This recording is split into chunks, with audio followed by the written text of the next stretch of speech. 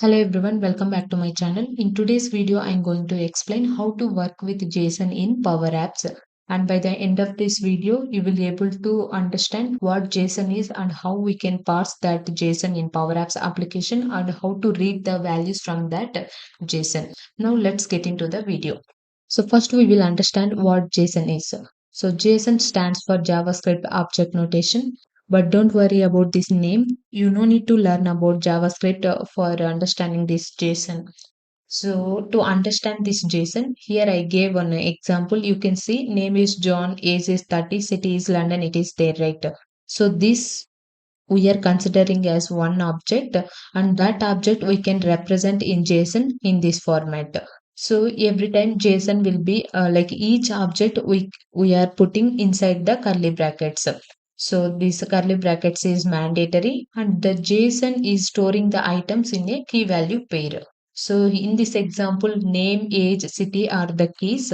Based on these keys, we can access the values. So the values are John 30 London.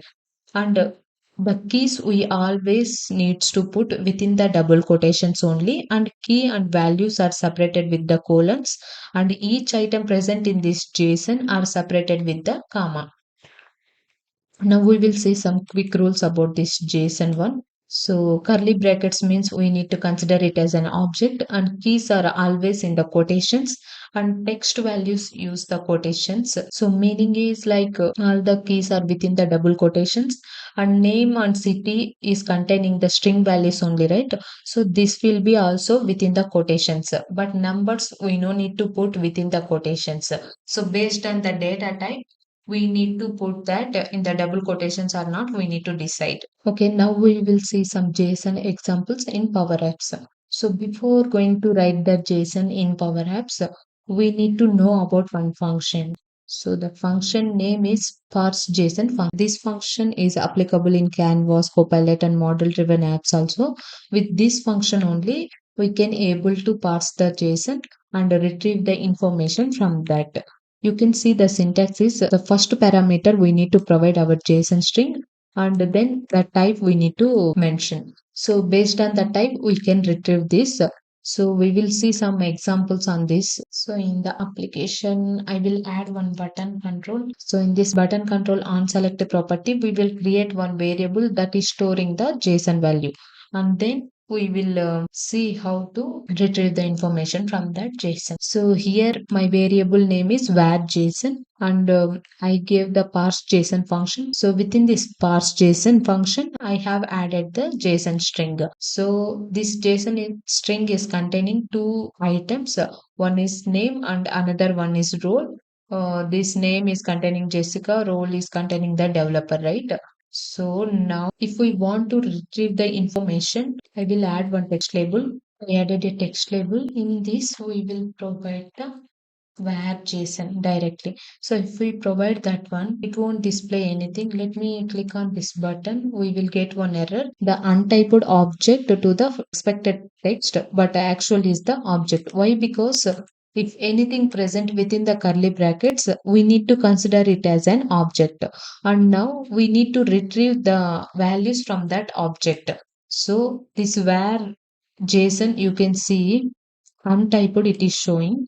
Now, when I click on this and I will provide name. So why I provided the name? Because in this entire object, we have two values. One is name and another one is the role. So when I provided the var JSON.name, then it is getting the name from that object. Let me increase the font size so you can able to see properly. In the same way, if I provide role instead of name, you can see developer it came. So this way we can easily retrieve. And the another way is, since it is a string data type, we are easily accessing. But the best approach of parsing the data is we need to provide the data type function. With that we need to retrieve, then only it will give the result correctly. So here they have mentioned in the official website, like if it is a boolean, we need to provide boolean of parse JSON like this. And if it is a color, a currency for all those things, value, date value for the date and time, and for GUID it will be GUID, and hyperlink image media for all those things they are using text only. So here if you see they have directly given within the text function like this, right? So we will try that one also. Now the parse JSON will be this one, right? In this label itself, I will do text function. Within that, I will provide the parse JSON dot. I will retrieve the name from that because this is a text label, right? It expects text only, not an object or other data types. So I gave directly like this, or even I can provide that role. Okay, now we will see some other examples on this. Here you can see I changed the JSON string to number. So since it is a number, if we see the since we are using the text function, it is considering as a text only.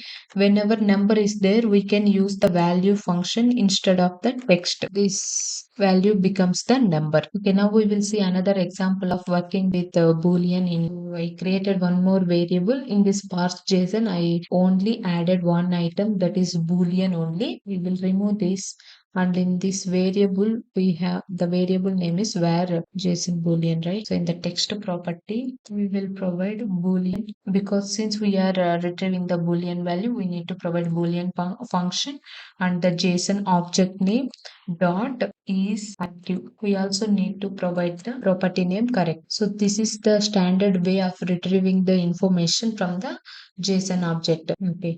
Next, we will see how to work with nested objects in the JSON. So as of now, we have a name, role is active. All are plain objects only. So within one object, we haven't seen another object. So how the nested object will looks like is, here you can see this within the curly brackets, whatever it is there, we are considering as a one object, right? And again, here we have one more curly braces, which is nothing but one nested object only. So in this object, if we consider this big object, within this we have employee name and address. So this employee name is a single item, and then this is one more item, and this item is again a one more object, and within this object we have two items, which is city and country. Now we will see how we can retrieve the city and country from this nested object in this JSON. So within this parse JSON, I have added these things, employee name and address, and within the address, I again mentioned the value within the curly brackets, and again this key value separated with the colon. So this way we can define the nested objects in this parse JSON function. Now let me click on this button once, so that that variable is containing this information. Okay, since we used the same one, let me change this name where nested JSON. Now in this label we will display all those information. The object name is where nested JSON. First we will retrieve the employee name. So in this label I will provide text function, text of that where JSON object name dot. We need to provide the property name as employee name. Whatever we gave, that one only we need to mention here. So dot employee name. I will close, and you can see that information came, right. Let me get the top one. So for better understanding, I will just provide some normal text employee. So now here you can see employee name is John, and the country and city we will retrieve in line by line, so that I am using char function within the 10, so that the next text will come in the new line. So now we are going to retrieve address. From the address, city we will take, and the country. So for that, what we need to mention is, since the address also the string only, I am using the text function. Now here you see, first we need to provide main object name, then we need to provide the second inner object, that nested object, which is the address dot address, and from that we need to retrieve the city, right? Let me close this one. Now you can see address city is London. Let me remove this address, it is not looking good. City. Then I will do the same thing. Copy paste. Here we will provide country. Copy this name and here just provide in place of city, provide a country. So now you can able to see, right? Employee name is John, city is London and country is UK. This way you can retrieve the information from the nested JSON object. Now we will see how to work with the JSON arrays.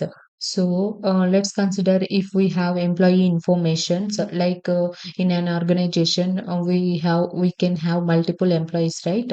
And if we want to display all those information, and that info for each employee one word record will be there, and all those employees records will be stored in an array so that you can easily retrieve their information. As of now, for showing purpose, I am directly using this JSON array, but in real time cases, when we are working with the SharePoint list, that time we can use the Power Automate to retrieve the information from the SharePoint list, and that items it is sending to the application in array of objects only. So now if we understand this basic example, we can do that kind of examples also. In the next video I'm going to explain that. So here you can see array is represented with the square brackets, and within that each object we have two objects, and each object is separated with the comma, and within this each object we have two key value pairs, one is name and another one is the age, and each item also separated with the comma, and key values are separated with the colon. Now we will see how to retrieve this information and display in a gallery. So first I have added that array over here, which is containing two objects, array of objects, and each object is having the properties like name and age. Now to display this information in gallery, let me add one gallery over here. Gallery, we need to provide one data source, right? So I will create one collection from this array of objects. So for creating the collection, I am using the clear collect function, and let me provide the collection name, collection employees, and then we will use the for all function to iterate over all the records present in this in the JSON array. Here in the for all function, first we need to mention about that array, and then comma we need to retrieve each item, right? So it is having, each object is having name and age. Now name equal to, we need to provide text function, since this is a string value, I'm providing the text function, and within this we need to use the this record dot name, and close this function, then provide comma. In the same way how we gave the name, provide the age also, colon. Since the age is a number, provide the value function. Within the value, disregard dot age. Then close this one. After that, close the curly braces. Then close the for all function and clear collect. Now copy this collection name. Let me click on this button once so that that collection contains the values. And here in the gallery items property, I will provide that collection name. Now in the collection name, if you see, we have two columns. One is age and name, and containing the values that we have provided over here. So we will display that values correctly. Let me remove this image. Here this gallery by defaultly taking this item dot name, and here this item dot name only. Let me provide age. You can see age. Now whatever we have given in that nested collection, let me open once here. Name is A and 25, B 30. So that information here we are showing like this, A 25, B 30. This way we can display the array, JSON array in the galleries and tables. Then we will see another example, which is parsing the complex nested array. So here first employees is one object, and within this employees object we have an array, and within this array we have name, and in along with this name we have the skills, and this skills is again one array. So how we can retrieve this information and display that information in the Power Apps gallery, we will see now. So here I just wrote the code for that. Within this parse JSON, I just mentioned all that JSON code within the double quotations. Now let me click on this button once, so that variable is containing that one. Now we need to create, as in this above, we need to create one more collection to retrieve the information. And here, so I will provide clear collection name. I will provide TMP nested. Then here also we need to use the for all function because we have nested arrays, right? So here also we are using for all function, and within this for all function we need to provide this JSON array. And here previously we directly provided the weight JSON array, but here we should not provide directly. We need to retrieve the employees information from that. Why? Because this is the nested array. If you observe, this is one object, and from that object we have one more object employees, and that is containing one array. So first we need to take the information from the employees, and from that we need to get the information. So I have provided this object dot employees, and then in the curly braces we will provide the columns names. So the first one is the name. So since the name is like in the top only, not in the nested, I am using the text function, and within that using the this record dot name, I'm retrieving the name, employee name. And after that, we need to retrieve the skills, right? And this skills is again within one more array. Again, we need to use one more for all function. So to the skills column for all of, we will iterate over that skills array. So here, what we need to provide this record. Why? Because we are taking instead of where object dot employees dot skills. Now we are in current record only. So why I'm directly providing this record dot skills from this array, we are taking that particular record. Then close the for all function. Okay. Now the for all will return one table control, but we want the values, right? So we can display the skills separated by comma. So in that time we can use one concat function. Why I am using concat instead of concatenate? Because to concatenate the values present in the table, we need to use the concat function. For the strings, we need to use the concatenate function. So here, the output of the for all we are taking like a value, and that value we are separated with the comma. You can provide any delimiter over here. And let me close this concat function, and then we need to close this record, and this clear collect function. For the same gallery only, we will provide that collection name, employee nested. In this, instead of age, we need to provide the skills, this item dot skills. So if you see here, let me expand this one. For each record, it is retrieving that skills and showing here, right? So previously here, how it is looking like. So if you compare here, the name is here containing these skills within an array, and I retrieved that information as a plain text and displaying in the gallery. So this way you can easily parse the nested JSON arrays also and get that information show in the Power Apps galleries. Thank you for watching this video, and don't forget to subscribe our channel.